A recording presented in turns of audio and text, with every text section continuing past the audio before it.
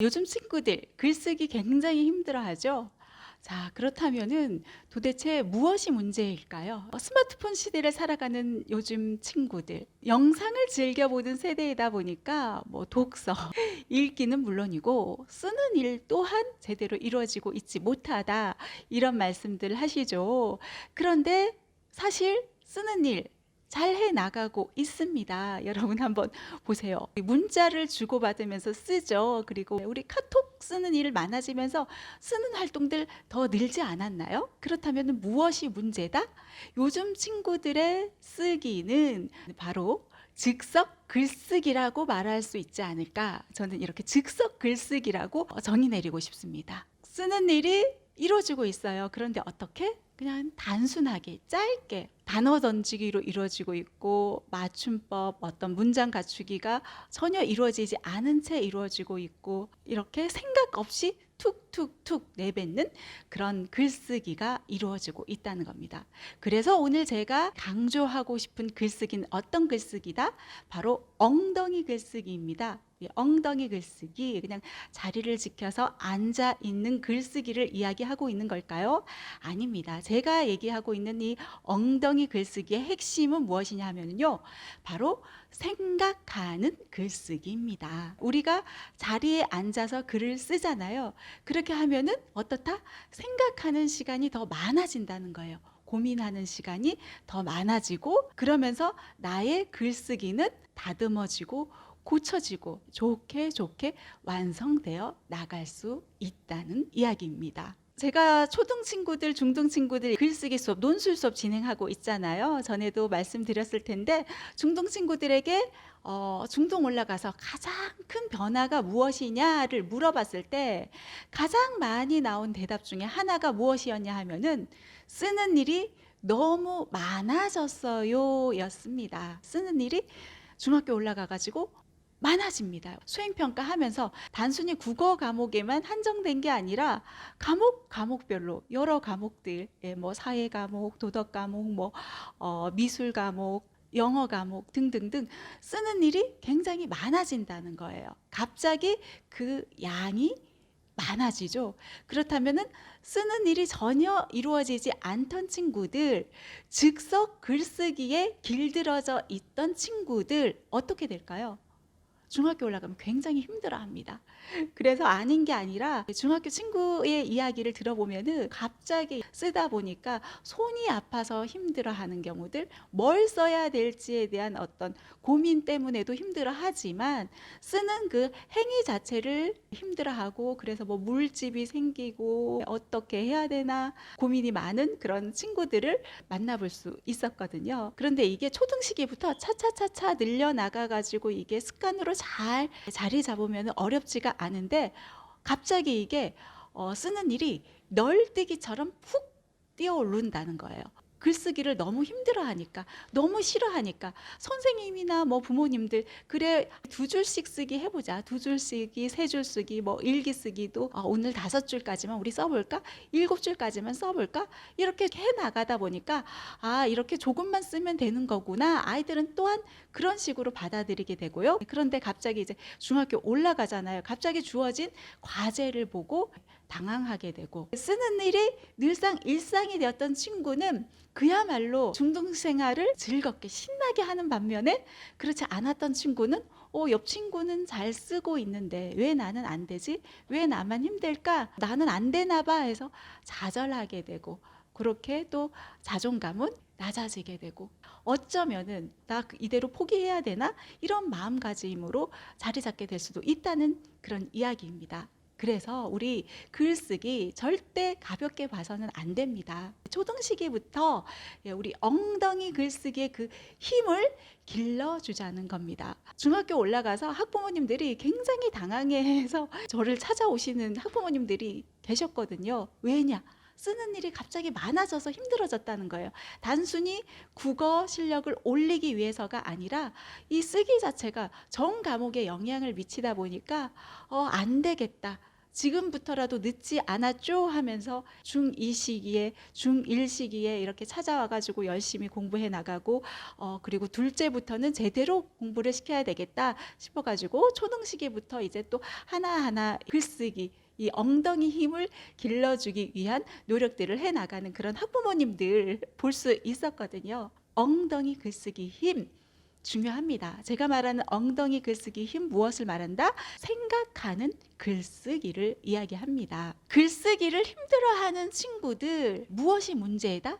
바로 어떻게 생각해야 할지 모르고 생각하는 그 힘이 부족하다는 거예요. 뭘 써야 될지 어떻게 써야 할지 막막해 한다는 겁니다. 그런데 이게요 습관으로 잘 자리하게 되면은 어느 순간 쓰는 일이 즐거워지고요. 아, 이런 식으로 써 나가면 되는구나 하고 그 방법을 터득하게 되거든요. 그래서 습관으로 자리 잡기까지 엉덩이에 앉아서 글을 잘 써 나갈 수 있도록 부모님께서 잘 유도해주고 같이 좀 힘을 모아주셔야 한다는 겁니다. 보통 이제 우리 부모님들이 하는 생각, 일기장을 이렇게 들춰보고서 우리 아이는 왜 글쓰기가 잘 안 될까 하다가도 그러다가도 이제 다시 생각을 합니다. 그래, 아직 우리 아이는 3학년밖에 되지 않았으니까, 4학년밖에 되지 않았으니까 나중에 이제 고학년 올라가면 되겠지, 중학교 올라가면 되겠지, 학년이 오르면은 저절로 글쓰기 잘 해 나갈 수 있겠지, 이런 생각을 갖고 계신 분들 계시거든요. 그런데 결코 그렇지 않다는 거예요. 아무런 노력 없이 그냥 학년이 오른다고 아이의 글쓰기 실력이 향상될까요? 그렇지 않다는 얘기예요. 실제로도 1, 2학년까지 그럴 수 있어, 3, 4학년까지 그럴 수 있어 하다가 이제 5학년 돼가지고 일기장 가지고 와서 왜 우리 아이 일기장 수준은 1, 2학년 수준일까요? 3학년 수준일까요? 하면서 걱정하시는 부모님들 계시거든요. 그거는 지금까지 노력을 안 했기 때문에 방법을 잘 몰라서일 수 있다는 겁니다. 우리 아이 글쓰기 생각하는 힘을 키워줘야 되고요. 그 방법을 알려주셔야 한다는 거예요. 그리고 같이 습관으로 자리 잡히게끔 아이가 처음에는 힘들어해요. 자리에 앉는 것 자체 너무 힘들어해요. 왔다 갔다 하고 멍 때리기도 하고요. 때로는 생각이 안 나요 하면서 멍 때리는 시간이 많을 수도 있어요. 그리고 써 내려가다 보면 손이 아파요 하면서 힘들다고 투정 부리는 일도 있을 수 있습니다. 하지만 이게 습관으로 자리 잡았을 때 우리 뇌과학자들도 이야기하잖아요.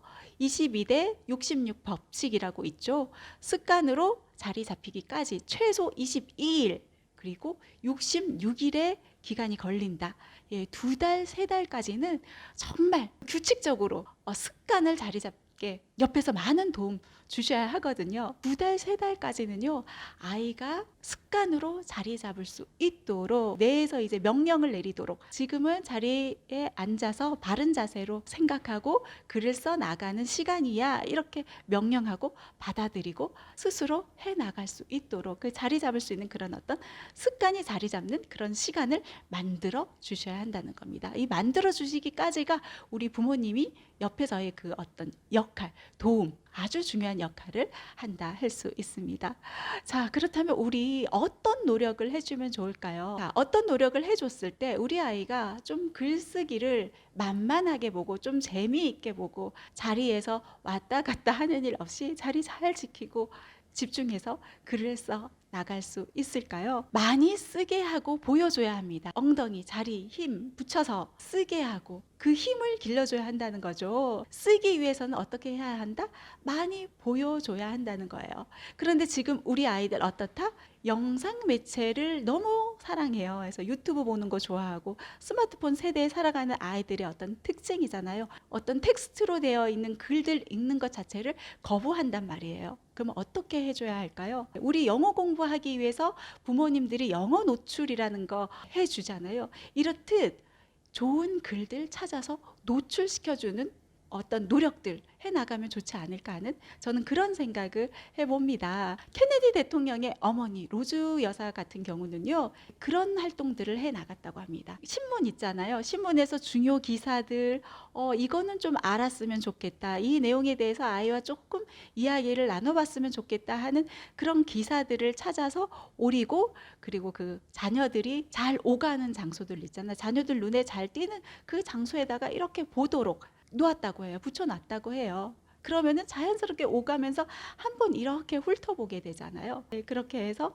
좋은 글들, 좋은 문장들, 그런 거를 노출시켜 주는 거죠. 그리고 나서 그 글에 대해서 툭툭툭 식사 시간에 어머니가 기사가 있었는데 엄마는 이런 생각을 해봤어 하면서 같이 막 토론을 하도록 했다는 겁니다. 노출시켜 주는 방법도 좋지 않나 하는 그런 생각이 듭니다. 이렇게 케네디 대통령 뒤에는 로즈 여사 어머님이 계셨다. 그리고 인도의 초대 수상 네루의 아버지 같은 경우는 매일매일 신문을 스크립해 줬다고 하죠. 스크립해 줘서 읽어 내려가도록 했다고 하고요. 그리고 네루 아버지 같은 경우는 아들에게 편지를 썼다고 하잖아요. 그런데 이게 또 이 편지가 또 대를 이어서 네루는 딸에게, 인디라 간디에게 쓴 이 옥중 편지 또한 굉장히 유명하잖아요. 이렇게 어떻게 신문을 활용해서 이렇게 좋은 글들 오려가지고 기사든 혹은 사설이든 혹은 칼럼이든 이렇게 오려서 아이들 잘 보이는 곳에 이렇게 붙여주는 것도 좋고요.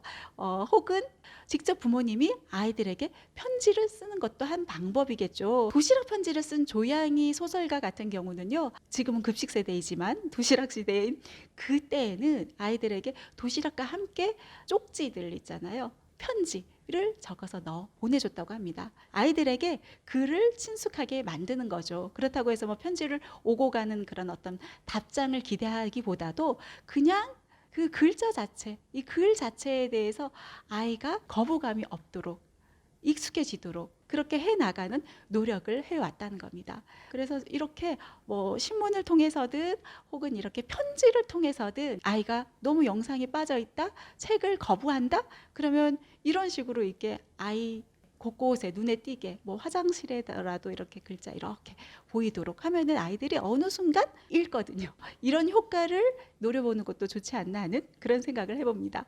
그리고 또 읽게 하는 것에 그치는 게 아니라 쓰는 게 힘들면은 필사 또한 굉장히 좋다고 이야기를 하시잖아요. 영국을 대표하는 총리 처칠 같은 경우가 이런 독서법으로 굉장히 유명합니다. 마음에 드는 인용글을 메모를 하는 거예요. 마음에 새길 만한 문구들을 노트 마련해가지고 거기다가 이제 정리해 나가면서 좋은 글들을 새기고 필사해 나가다 보면은 어느 순간 흉내내게 되고 따라하게 되고 그렇게 하다 보면은 글이란 이렇게 쓰는 거구나 해서 어느 순간 아하 해서 터득해 나가게 된다는 거예요. 글쓰기 습관 만들기 어디에 있다? 엉덩이에 있다. 엉덩이는 무엇이다? 생각하는 힘이다. 오늘은요, 초등등 우리 친구들 어떻게 하면 글쓰기 단계를 좀 쭉 올려나갈 수 있을까? 이 주제를 가지고 왔습니다. 자, 이 세 가지만 기억하면 쉽습니다. 우리 기억해 볼까요? 첫째, 쪼개기. 둘째, 선택해서 집중하기. 그리고 세 번째는 바로 확장하기입니다. 어느 글을 쓰든 세 가지만 기억하세요. 쪼개기, 선택하고 집중하기, 그리고 확장하기, 이 세 가지만 기억하면 글쓰기 충분히 실력 올릴 수 있다. 글쓰기 어렵지 않다. 글쓰기가 만만해진다. 이 말씀 드리고자 합니다. 우리 친구들, 초등 친구들 글쓰기 가장 많이 하는 게 무엇일까요? 일기쓰기죠. 자, 우리 일기쓰기에 한번 적용을 해볼까요? 보통 일기 쓰는 팁들 많이 말씀하시잖아요. 글을 좀 생생하게 표현하기 위해서 오감을 활용하라, 큰 따옴표, 작은 따옴표를 넣어서 한번 글을 써봐라, 의성어, 의태어를 활용해봐라, 이 방법도 있지만 저는 이보다도 이 세 가지만 기억하면 어렵지 않습니다 이야기하고 싶어요. 쪼개기, 선택하고 집중하기, 확장하기. 그런데 보통 우리 친구들이 글쓰기, 일기쓰기가 힘든 이유는 무엇에 있다? 어디에 있다? 글쓰기에도 여러 과정들을 거쳐나가야 글이 더 빛날 수 있는데 우리 친구들은 첫 번째 단계, 한 단계에 그치기 때문이라는 거예요. 바로 쪼개기로 그치는 경우들이 많다는 거죠. 예, 하루 일과 전체를 쪼개서 그것을 나열하는 것으로 끝 이렇게 이루어지는 경우들이 있다는 거예요. 오늘 학교 가기 전에 어쩌고 저쩌고 양치도 하고, 그리고 학교에 갔다, 그리고 학교에서 맛있는 급식도 먹고, 그리고 나서 학원에 갔고 열심히 공부해서 집으로 돌아왔다. 보통 이런 식으로 쪼개기로 글을 완성해 나간다는 겁니다. 이게 아니라 글쓰기도 여러 과정들을 거쳐야 한다. 어떻게?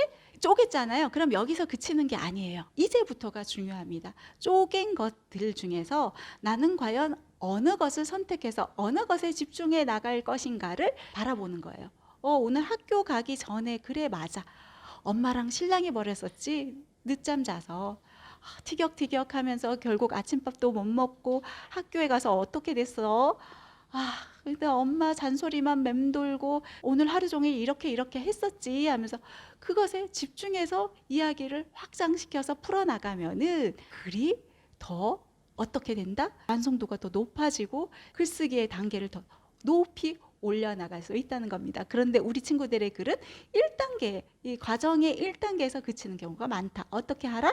쪼갠 것에서 하나를 선택해야 돼요. 그래서 하나 선택해서 오늘 맛있는 급식 이야기에 나는 집중할 거야 해서 오늘 나온 치킨이라는 메뉴에 대해서 급식에 치킨이라는 메뉴가 나와서 나는 너무 신이 났다. 사실 그동안 집에서 엄마에게 치킨 시켜달라고 굉장히 많이 이야기했는데 항상 무시당했다. 뭘 치킨을 사 먹어. 그냥 밥 먹자.